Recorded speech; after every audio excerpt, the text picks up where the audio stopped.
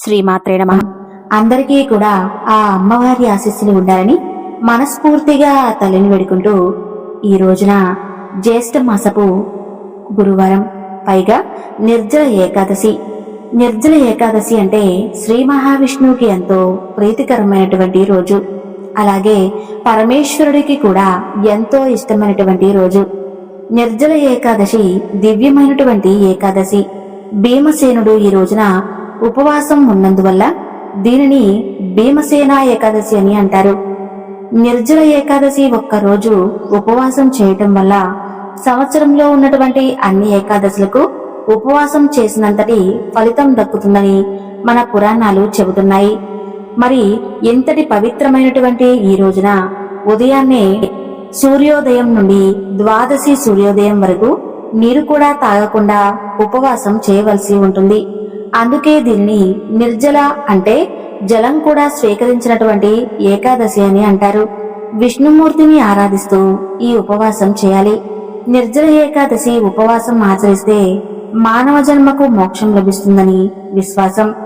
సంవత్సరంలో 24 ఏకాదశులకు ఉపవాసం చేయలేని వారు ఈ ఒక్క నిర్జల ఏకాదశి రోజు నీరు కూడా తాగకుండా ఉపవాసం చేస్తారు. ఈ నిర్జల ఏకాదశి రోజున సూర్యోదయం నుండి మరుసటి రోజు అంటే ద్వాదశ రోజు సూర్యోదయం వరకు ఆహారం, నీరు తీసుకోకూడదు. ఏకాదశి రోజున సూర్యోదయానికి ముందే స్నానం చేసి విష్ణుమూర్తిని ఆరాధించాలి. ఓం నమో భగవతే వాసుదేవాయ అనే మంత్రాన్ని జపించాలి. విష్ణు సహస్రనామం అలాగే అష్టోత్తర శతనామావళి వంటివి పారాయణం చేస్తే స్వామివారి అనుగ్రహం కలుగుతుంది. ఇక నిర్జల ఏకాదశి యొక్క వ్రతకథ గురించి తెలుసుకుందాం. పాండురాజు కుమారుడు భీమసేనుడు. అతనికి ఆకలి బాగా విపరీతంగా ఎక్కువగా ఉంటుంది. అసలు ఆకలికి తట్టుకోలేడు. తన సోదరులందరూ కూడా ఏకాదశికి ఉపవాసం ఉంటారు, కానీ తాను మాత్రం ఉండలేకపోయేవాడు. అందుకు పరిష్కారం కోసం వ్యాస మహర్షిని అడుగుతాడు. దానికి ఆ మహర్షి బదులిస్తూ, భీమసేన, నిర్జల ఏకాదశి రోజున ఆహారం, నీరు రెండింటినీ స్వీకరించకుండా ద్వాదశి సూర్యోదయం వరకు ఉండాలి. ఈ విధంగా భక్తి శ్రద్ధలతో ఈ ఉపవాసాన్ని కనుక ఆచరిస్తే సంవత్సరంలోని అన్ని ఏకాదశులకు ఉపవాసం ఆచరించినంత ఫలితాన్ని పొందుతామని చెబుతాడు.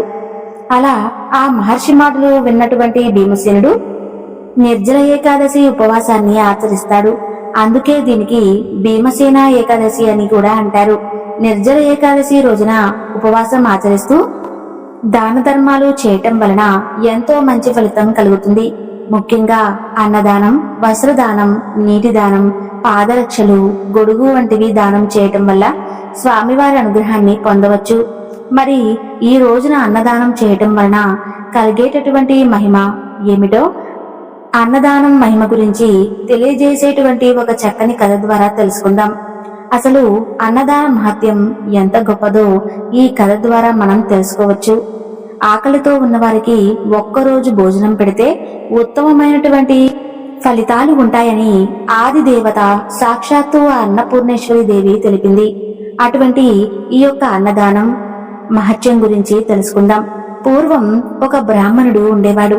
వేళ కాని వేళ తన ఇంటికి ఎవరు వచ్చినా కూడా వారిని తను అసలు ఎప్పుడూ కూడా చూడకపోయినా సరే వారికి చక్కగా ఆదరించి భోజనం పెట్టేవాడు. ఒకవేళ ఇంటికి ఎవరు ఆతిథ్యానికి రాకపోతే వీధి వెంట పోయేవారిని సైతం పిలిచి మరీ అన్నం పెట్టేవాడు ఆ బ్రాహ్మణుడు. ఆ విధంగా చాలా కాలం జరిగిన తర్వాత ఒకనాడు ఆయనకు అన్నదానం వలన వచ్చేటటువంటి పుణ్యం ఏ విధంగా కలుగుతుందనేది తెలుసుకోవాలని అతనికి బుద్ధి పుడుతుంది. అలా ఎంతో మందిని అడిగినా సరే ఎవరూ కూడా అతనికి సరైనటువంటి సమాధానం చెప్పలేకపోయారు. అయితే అందులో ఒక పెద్ద ఆయన ఏమన్నాడంటే, అయ్యా, అన్నదానం మహిమ చాలా గొప్పది. దాన్ని వర్ణించాలంటే కాశీ అన్నపూర్ణమ్మకు తప్ప ఇతరులకు ఎవరికీ కూడా సాధ్యం కాదు. మీకు గనక తెలుసుకోవాలనుకుంటే స్వయంగా అన్నపూర్ణేశ్వరి దేవిని అడిగి తెలుసుకోవచ్చు అంటూ సలహా ఇస్తాడు. అన్నపూర్ణ అంటే కాశీ విశ్వేశ్వరుని యొక్క భార్య అయినటువంటి పార్వతీదేవి అని మనందరికీ తెలిసిన మాటే. ఆవిడికి కూడా అన్నదానం అంటే ఎంతో ఆసక్తి. అందుకనే కాశీలో ఎవరికి అన్నం లేకుండా పోదు. ఈ బ్రాహ్మణుడు కాశీకి వెళ్లి గంగ ఒడ్డున కూర్చుని పార్వతీదేవిని గురించి గాఢంగా తపస్సు చేస్తూ ఉంటాడు. ఆ తల్లి అతని తపస్సుకు మెచ్చుకుని ప్రత్యక్షమై నీకేం వరం కావాలో కోరుకో నాయనా అంటూ అడుగుతుంది. అప్పుడు ఆ బ్రాహ్మణుడు సాష్టాంగ నమస్కారం చేసి, అమ్మా అన్నపూర్ణేశ్వరి, నాకు ఎలాంటి కోరికలు లేవు, కానీ ఈ కాశీ క్షేత్రంలో ఎంతో మంది అన్నదానం చేస్తున్నారు కదా, అసలు ఈ అన్నదానం మహిమ ఎలాంటిదో తెలుసుకోవాలని ఉందమ్మా.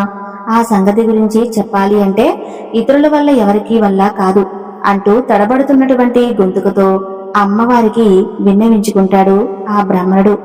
ఆ తల్లి ప్రేమతో, నాయనా విను, హిమవత్ పర్వతం దగ్గర హేమవతమని ఒక పట్టణం ఉంది. ఆ పట్టణాన్ని ఏలుతున్నటువంటి రాజుకు పిల్లలు లేరు. నువ్వైనా దగ్గరకు వెళ్లి ఆయనకు కొడుకు పుట్టాలని దీవించు. ఆ రాజు సంతోషించి బాబు మీకేం కావాలి అని అడుగుతాడు.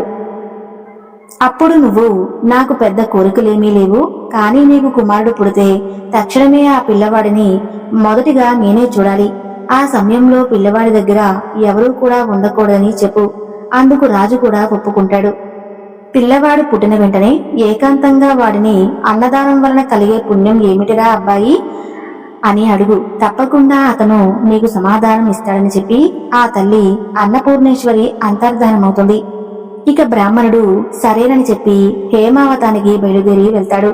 అలా వెళుతూ వెళుతూ దారిలో ఒక అడవి అడ్డంగా ఉంటుంది. అతనికి అందులోకి ప్రవేశించి వెళ్తూ అతను దారి తప్పిపోతాడు. దారి తెలియక తచ్చాడుతూ ఉంటే ఆ అడవిలో ఉండేటటువంటి ఒక బోయవాడు ఆయన అవస్థను కనిపెట్టి, ఏం బాబు దారి తప్పిపోయినట్టున్నావు, ఏ ఊరు వెళ్ళాలి అంటూ ఆతృతగా అడుగుతాడు. హేమా పర్వతం దగ్గరకు పోవాలి నాయనా అని చెబుతాడు ఆ బ్రాహ్మణుడు. చూడండి, ఇప్పుడే చాలా సమయం దాటిపోయింది, దారి తప్పి అంత దూరం వచ్చేశారు, సాయంత్రం అయిపోయింది. ఇక్కడ పులులు సింహాలు ఉన్నటువంటి అడవిది, భయంకరమైనటువంటి అడవి, రాత్రి ప్రయాణం చేయకూడదు. పొద్దున్నే తప్పకుండా మీకు దారి చూపిస్తాను, ఈ రాత్రి ఆగిపోండి అంటూ చెప్తాడు ఆ బోయవాడు. ఇక బ్రాహ్మణుడు రాత్రికి అక్కడే ఉండిపోవడానికి ఒప్పుకోగానే ఆ బోయవాడు ఆయన్ను తన చేను వద్దకు తీసుకువెళ్తాడు. చేను దగ్గరకు వెళ్లడంతోనే ఆ బోయవాడు ఇంటికి అతిథిగా వచ్చినటువంటి ఆ బ్రాహ్మణుడికి భోజనం ఏం పెడితే బాగుంటుందని ఆలోచిస్తాడు. అలా ఆలోచిస్తూ పెసరకాయలు, అలాగే ఆనపకాయలు, కందికాయలు ఇలా కావలసినవన్నీ ఉన్నాయి. కానీ వాటిని ఉడకేసుకోవటానికి వారి వద్ద కుండ లేదు. తమ కుండలో ఉడకేసి పెడితే ఆయన తినడు కదా, మరెలా అంటూ ఆలోచిస్తూ ఉంటాడు. అప్పుడు ఆ బ్రాహ్మణుడు, ఏమీ నాకేమీ వద్దయ్యా, నువ్వు చేసినటువంటి ఈ ఆదరణ వల్ల నా శ్రమ ఆకలి కూడా తీరిపోయాయి. ఇక నువ్వేమీ కూడా ఆలోచించకుండా చక్కగా నిద్రించు అని చెబుతాడు బ్రాహ్మణుడు. కానీ బోయవాడికి ఆ బ్రాహ్మణోత్తముని పస్తులు పెట్టడం అతని మనసుకి నచ్చలేదు. అంచేత ఇంత చాలా పప్పు పుట్టతేనా తెచ్చి వాటితో ఆకలి తెచ్చుకోమని చెబుతాడు. బ్రాహ్మణుడు అవి తీసుకుని అంగవస్త్రం పరుచుకుని కింద పడుకోబోతుంటే ఆ బోయవాడు, అయ్యో కింద పడుకోబోకండి, ఇక్కడ క్రూరమృగాలు తిరుగుతూ ఉంటాయని చెప్పి ఆయన్ను చేలో ఎత్తుగా ఉన్నటువంటి మంచం మీద పడుకోబెట్టి తాను కింద ఉండి విల్లు అమలు ఉచ్చుకొని మృగాలేవి కూడా రాకుండా రాత్రంతా కూడా బ్రాహ్మణుడికి కాపలా కాస్తూ బోయవాడు నిద్రపోకుండా రాత్రంతా కాపలా కాశాడు. కాని తెల్లవారుజామున నిద్ర కునుకు తీస్తాడు. పాపం బోయవాడు అంతలో ఎక్కడి నుండో కాని ఒక పులి వచ్చి పాపం ఆ బోయవాడి మీద పడి చంపేస్తుంది.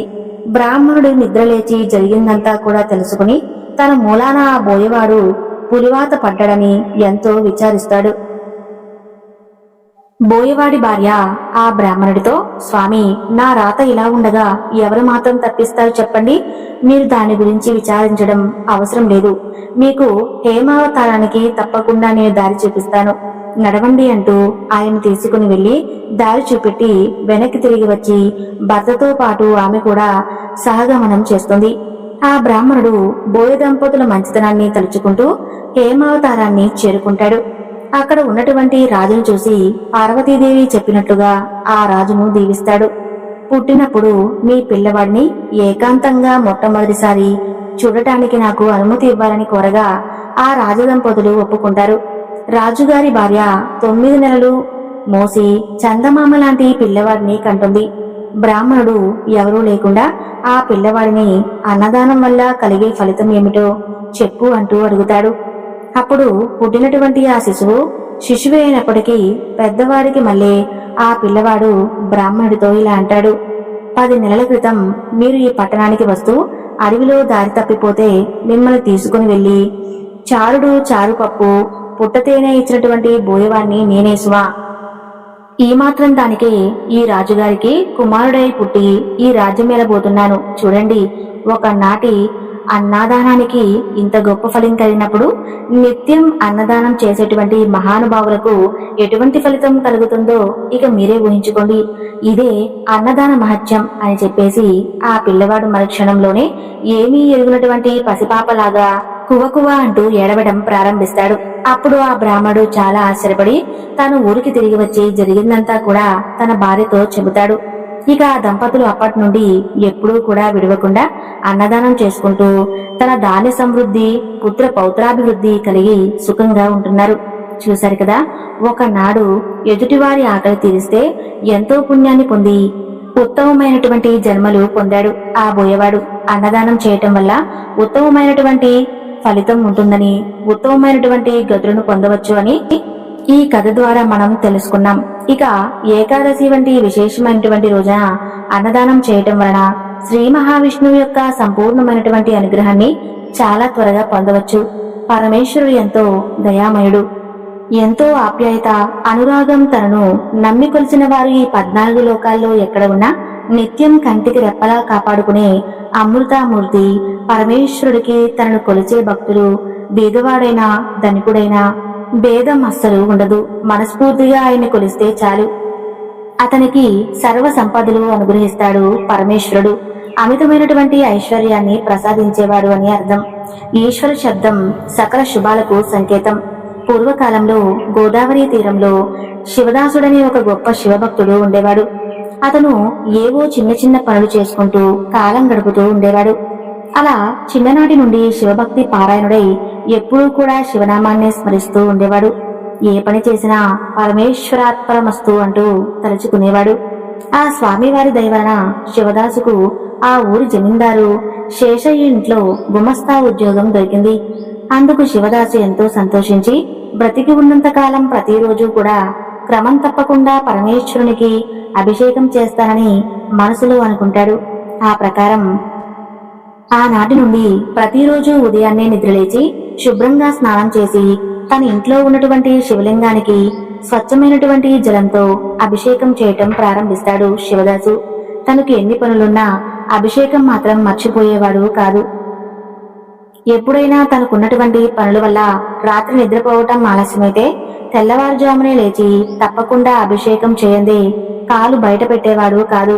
శరీరంలో ఎప్పుడైనా కొంచెం నలతగా ఉన్నా ఏమాత్రం లెక్క చేసేవాడు కాదు. అన్నింటికీ ఆ పరమేశ్వరుడే ఉన్నాడు అనుకునేవాడు. అలా శివదాసుకున్నటువంటి అంచలంచలమైనటువంటి భక్తికి ఆ పరమేశ్వరుడు ఎంతో సంతోషించి అతని జీవితం సాఫీగా సాగిపోయేలాగా అనుగ్రహిస్తాడు. అలా రోజులు జరుగుతూ ఉండగా ఒకనాటి రాత్రి పెద్ద గాలివాన వస్తుంది. రాత్రంతా కుంభవృష్టి కురుస్తూ ఉంటుంది. ఉదయానికి కూడా తగ్గలేదు. శివదాసు ఆ వర్షానికి కూడా లెక్క చేయకుండా కోనేటికి వెళ్లి స్వచ్ఛమైనటువంటి నీటిని తీసుకుని వచ్చి పరమేశ్వరునికి అభిషేకం చేసి ఆ తర్వాత నెమ్మదిగా జమీందారి ఇంటికి చేరుకుంటాడు. అలా వర్షం జోరుగా పడుతూ ఉండటంతో కొంచెం ఆలస్యం అవుతుంది శివదాసుకు. చూస్తూనే ఆ జమీందారు గట్టిగా అరుస్తూ, ఎరా, ఎందుకింత ఆలస్యమైంది? ఒకరోజు అభిషేకం చేయకపోతే మీ శివుడు ఊరుకోడా అంటూ నానా మాటలు అంటాడు. ఆ మాటలకు శివదాసు ఎంతో బాధపడతాడు. జమీందారు ఈ విధంగా శివదాసు ఎన్నో దుర్భాషలాడటం గమనించినటువంటి పరమేశ్వరుడికి ఎంతో కోపం వస్తుంది. ఇక పరమేశ్వరుడు ఎంతటి భక్తువస్తులుడంటే తన భక్తులను ఎవరైనా పల్లెట్టు మాట అంటే మాత్రం అస్సలు ఊరుకోడు. ప్రతినిత్యము తననే తలుస్తూ నిత్యము కూడా అభిషేకం నిర్వహించేటువంటి ఆ శివదాసును ఆ విధంగా అన్నందుకు జమీందారుపై పరమేశ్వరునికి తీవ్రమైనటువంటి ఆగ్రహం కలుగుతుంది. ఆ విధంగా ఆ మహాశివుని ఆగ్రహానికి లోనైనటువంటి జమీందారుకు మరునాడే తీవ్రమైనటువంటి పక్షవాతం వచ్చి మాట పడిపోయింది. 2 రోజులకు కాళ్ళు చేతులు కూడా పడిపోయి మంచం పడతాడు. అలా కొద్ది కాలానికి అతనికి ఉన్నటువంటి ఐశ్వర్యమంతా హరించుకుపోతుంది. ఇలా అసలు ఎందుకు జరిగిందో అతనికి అర్థం కాదు. అలా ఒకనాడు ఆ ఊరికి ఒక సాధువు వస్తాడు. ఆ సాధువు ఎన్నో మహిమలు కలవాడని, ఏ జబ్బులైనా నయం చేయగలడని జనమందరూ చెప్పుకుంటూ ఉంటారు. జమీందారు గారి భార్య ఆ సాధువుని కలిసి ఆయన ప్రాధేయపడితే అతను దయతలిచి చూడ్డానికి ఇంటికి వస్తాడు.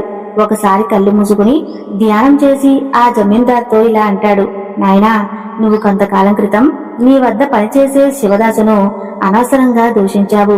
పరమేశ్వరుడికి ఎంతో ప్రియభక్తులైనటువంటి అతన్ని ఆ విధంగా దూషించడం వలన స్వామి ఆగ్రహానికి లోనయ్యావు. అందువల్లే ఈ అనర్థాలన్నీ జరిగాయని చెప్పి జమీందారు భార్య వైపు తిరిగి, అమ్మా, ఆ శివదాసు రేపే మీ ఇంటికి పిలిచి అతను కాళ్ళు కడిగి పూజించమని చెబుతాడు. అలా చేయటం వలన పరమేశ్వరుడు సంతోషిస్తాడని, మీ బాధలన్నీ తొలగిపోతాయని చెబుతాడు. ఆ విధంగా ఆ మరుసటి నాడే శివదాసుకు జమీందార్ దంపతులిద్దరూ కూడా వారింటికి పిలిచి తమ తప్పును మన్నించమంటూ వేడుకుంటారు. అతని కాళ్ళు కడిగి ఆ నీటిని ఆ దంపతులిద్దరూ కూడా తలపై చల్లుకుంటారు. అంటే జమీందారు అనారోగ్యం ఒక్కసారిగా మాయమవుతుంది. సంపూర్ణమైనటువంటి ఆరోగ్యంతో లేచి నించుంటాడు. ఆ దంపతులిద్దరూ ఎంతో సంతోషించి శివదాసుకు నమస్కరించి ఆ పరమేశ్వరుని ఎన్నో విధాలుగా స్తుతిస్తారు. ఇక జమీందారు ఆ తర్వాత గొప్ప శివభక్తుడై ప్రతినిత్యము కూడా పరమేశ్వరుడికి అభిషేకం చేస్తూ కాలం గడిపాడు.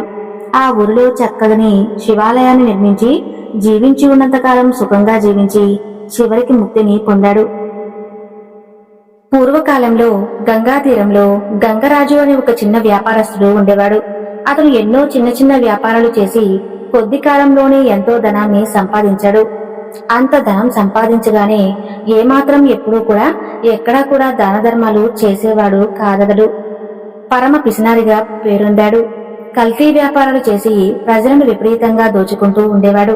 అలా బ్రతికినటువంటి ఈ గంగరాజు కొన్ని సంవత్సరాల తర్వాత మరణించి ఆ తరువాత మరుజన్మలో ఆ పాపాల ఫలితంగా గుడ్డివాడిగా జన్మించాడు. ఒక నిరుపేద కుటుంబంలో పుట్టుకతోనే కంటి చూపు కూడా లేకుండా జన్మించినటువంటి ఆ గంగరాజు చిన్నతనంలోనే తల్లిదండ్రులను కోల్పోతాడు. ఏ ఆధారము లేక జోలు పట్టుకుని ఆ వీధి ఈ వీధి తిరుగుతూ అడుక్కుంటూ బ్రతికేవాడు. అలా ఒక్కొక్క ఊరిలో కొన్ని నెలలు నివసించి తర్వాత మరో ఊరికి చేరేవాడు. అలా కొన్ని రోజుల తర్వాత గంగరాజు లింగాలపల్లె అనే ఊరికి చేరుకుంటాడు. ఆ ఊరిలో ఉన్నటువంటి పరమేశ్వరుని ఆలయం ఎంతో మహిమాన్వితమైనదిగా ప్రసిద్ధి చెందింది. అంతేకాదు ఆ ఊరిలో దాదాపు ప్రతి చెట్టు కింద ఒక శివలింగం ఉండేది. పురాతన కాలంలో దేవతలే ఆ శివలింగాలను ప్రతిష్ఠించారని ఊరు ప్రజలు చెప్పుకుంటూ ఉండేవారు. ఆ ఊరికి చేరినటువంటి గంగరాజు ఒక పెద్ద చెట్టు కింద నివసిస్తూ ప్రతిరోజు ఉదయం సాయంత్రం ఊళ్ళోకి వెళ్లి భిక్షాటన చేసి వచ్చేవాడు. దొరికిన దానిని తింటూ కాలం గడిపేవాడు. ఒకనాడు ఉదయం అలా భిక్షాటనకు వెళ్ళినటువంటి గంగరాజుకు ఎవ్వరూ కూడా ఏ పదార్థాలు అతని పాత్రలో వేయలేదు. సరే, సాయంత్రం ఏదైనా దొరుకుతుందేమోలే అనుకుంటాడు. సాయంత్రం మరలా తిరిగి అన్ని వీధులు తిరుగుతాడు. కాని ఎవరూ కూడా ఏ పదార్థం అతనికి భిక్షగా వేయరు. అలా ప్రతిరోజు ఏదో ఒకటి తనకు లభిస్తూ ఉండేది. అయితే ఆ రోజు ఎవరూ కూడా తనకు ఎందుకు భిక్ష వేయలేదు అతనికి అర్థం కాలేదు. ఉదయం నుండి ఏ ఆహారం లేకపోవటం వల్ల ఒంట్లో ఉన్నటువంటి ఓపిక అంతా పోయి ఓపిక లేక చెట్టుకు మరలా తిరిగి బయలుదేరి వస్తాడు. ఒక్కసారిగా పెద్ద వర్షం మొదలవుతుంది. గంగరాజు విపరీతంగా తడిసి ముద్దవుతాడు. చివరికి ఆ చెట్టు కిందకు చేరుకుంటాడు. తన పాత్రను చూస్తే తన పాత్ర నిండా వర్షపు నీరు చేరటంతో నీటిని పక్కకు విసురుతాడు. అంతే, అప్పుడే ఒక అద్భుతం జరుగుతుంది. మరి అద్భుతం ఏంటి అంటే గంగరాజు ఒక్కసారిగా కంటి చూపు వస్తుంది. అంతేకాదు తన పక్కనే బంగారు నాణాల మూట కూడా కనిపిస్తుంది. ఎదురుగా చూస్తే పరమేశ్వరుడు ప్రత్యక్షమై ఉంటాడు. గంగరాజు ఒక్కసారిగా ఆశ్చర్యపోతాడు. ఏమిటి అద్భుతాలు అనుకుంటూ అతను భావిస్తూ ఆశ్చర్యంలో ఉండగా పరమేశ్వరుడు ఇలా అంటాడు: ఈ రోజు నాకు ఎంతో ప్రీతికరమైనటువంటి ఏకాదశి. అందులోనూ ఏకాదశి ఊరిలో ఉన్న ప్రజలందరూ కూడా ఉపవాసం ఉండటం వల్ల నీకు ఏ పదార్థం కూడా లభించలేదు. అందువల్ల నువ్వు కూడా ఉపవాసం చేసినావు అన్నాడు. అంతేకాదు కళ్ళు కనిపించకపోయినా నీకు తెలియకుండా నీవు విసిరినటువంటి నీటి పాత్ర వర్షపు నీరు పక్కనే ఉన్నటువంటి నా శివలింగంపై పడింది. ఆ విధంగా నీవు నాకు అభిషేకం చేసినావయ్యా. ఇంతటి పవిత్రమైనటువంటి దినాన ఉపవాసం ఉండి నాకు అభిషేకం చేసి ఎంతో పుణ్యాన్ని సంపాదించుకున్నావు.